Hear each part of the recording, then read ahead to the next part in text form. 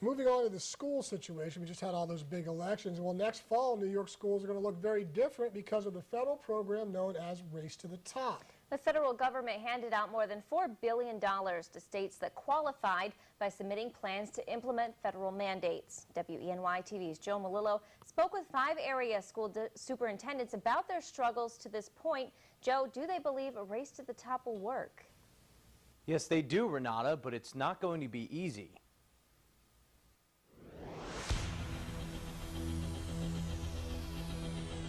America will not succeed in the 21st century unless we do a far better job of educating our sons and daughters.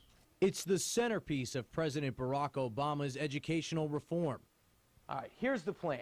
Have states compete for $4.35 billion to reform education by 1, adopting the Common Core standards that prepare students for success in college and the workplace, 2, rewarding and retaining effective teachers and principals, and 3, building data systems that measure student success by using standardized testing.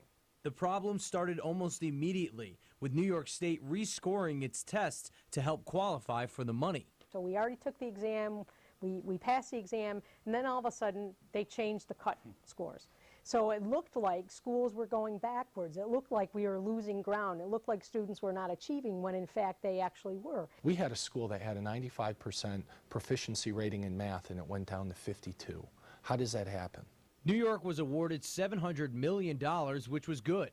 That also meant changing a lot in a short time. When you look at it conceptually, the fact that we do have a common standard that all 50 states will be moving towards, if you will,